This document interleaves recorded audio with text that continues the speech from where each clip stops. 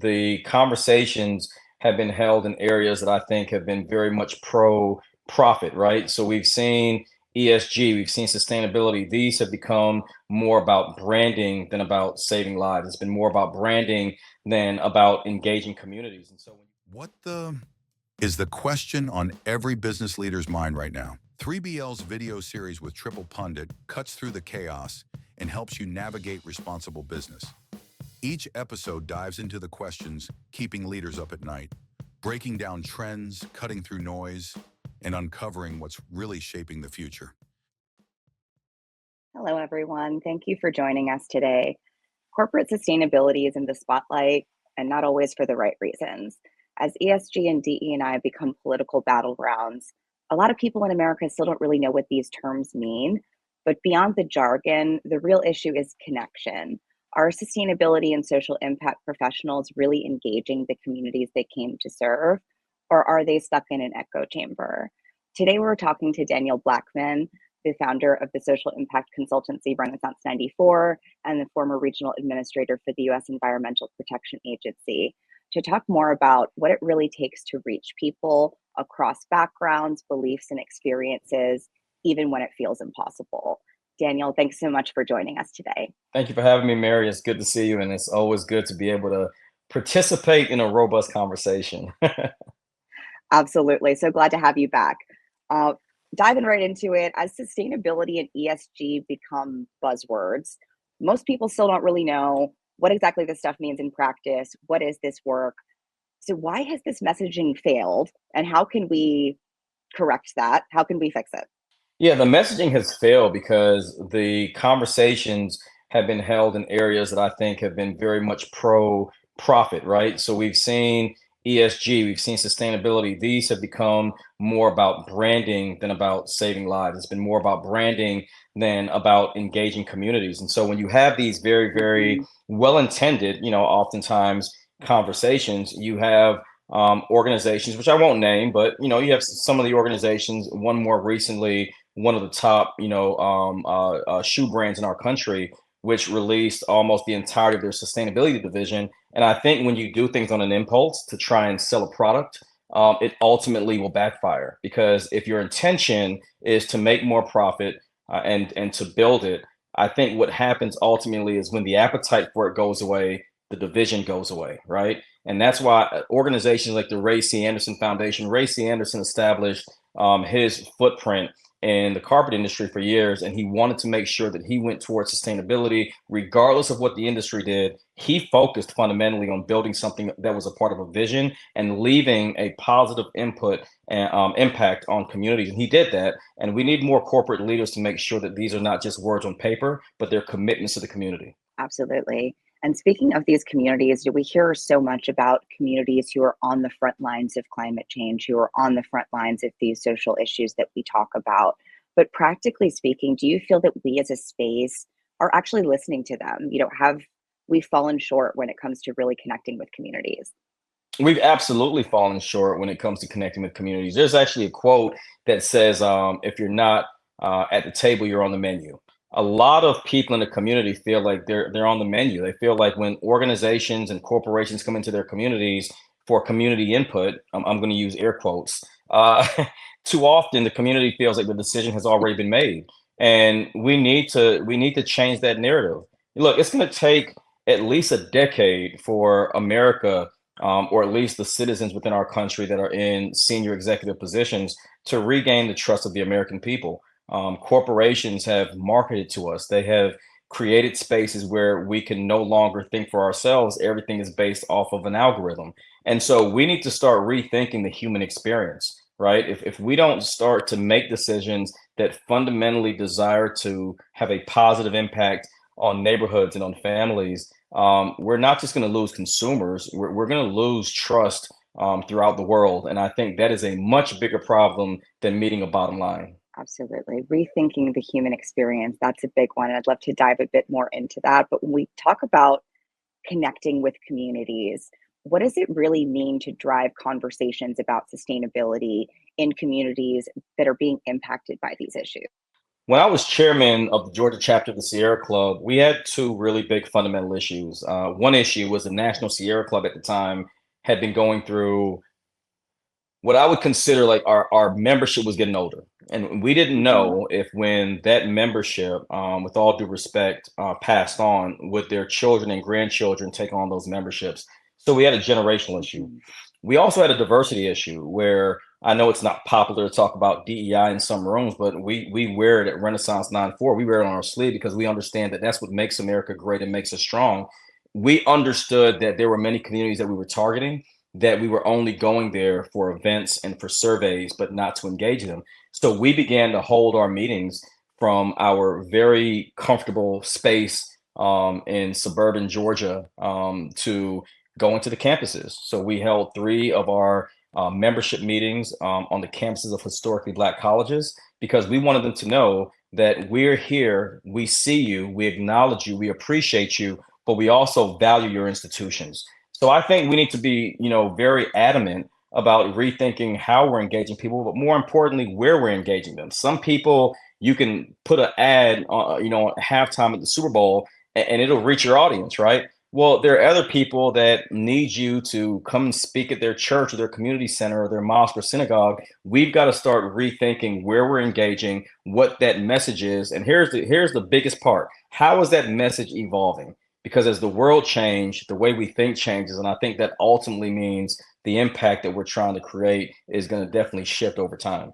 That's such a great point. It's not just about the words we use. Where are we meeting people? Where are we holding these gatherings? Can the people we're looking to reach out to realistically attend them?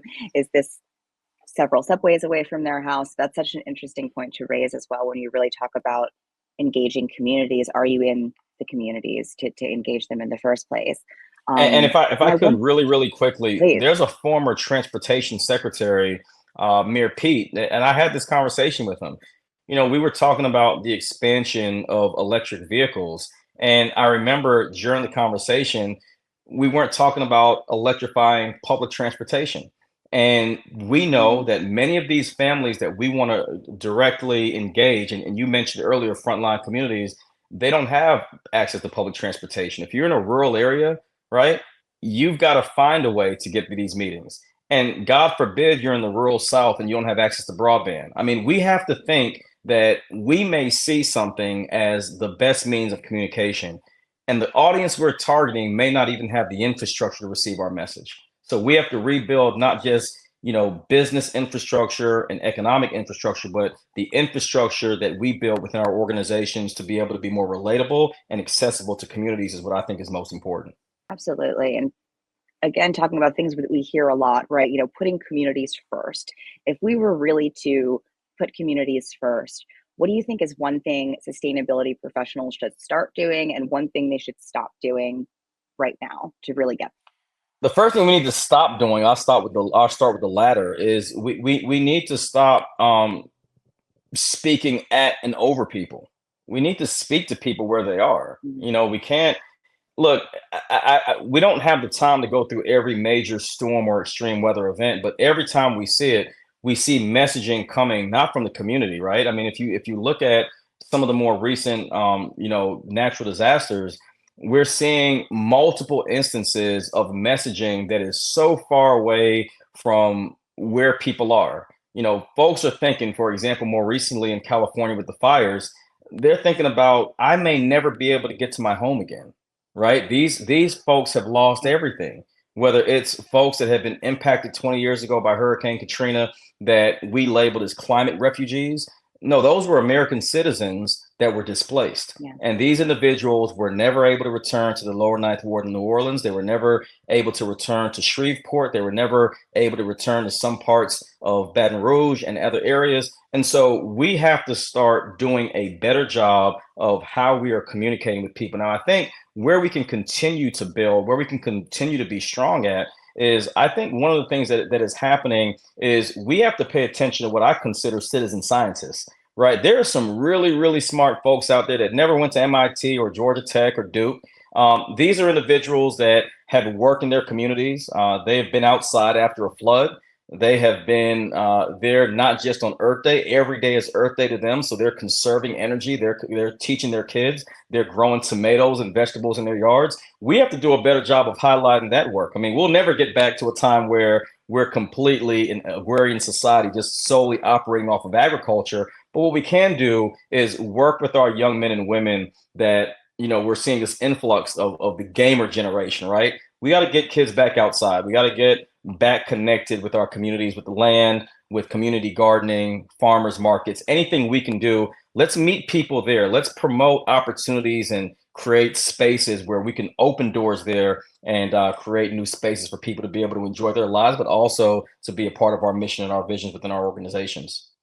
So many things I love about what you just said about how, this can be enjoyable for people, right? And how people's individual actions matter a lot. We hear about these broad sweeping policies, about these huge global movements, but what individuals do can make an impact, and you can get joy from that. And I think that's such an amazing thing to convey.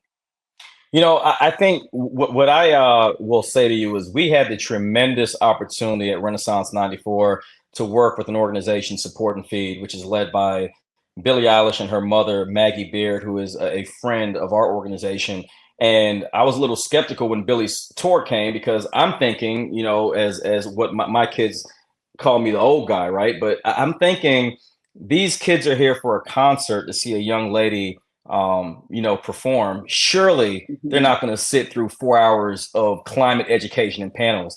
And when I tell you these young 16 and 17 and 18-year-olds were the most attentive, I mean, we were able to bring Billy out, and that was great. But what really got me was they were engaged, right? They were talking, they were Yeah, coming with sustainable fashion and ideas. And I think we can no longer diminish the value of the younger generation because they get it. They get it. We may not always have their attention, but their actions speak louder than what we are judging them for. And I think they deserve a lot better. absolutely.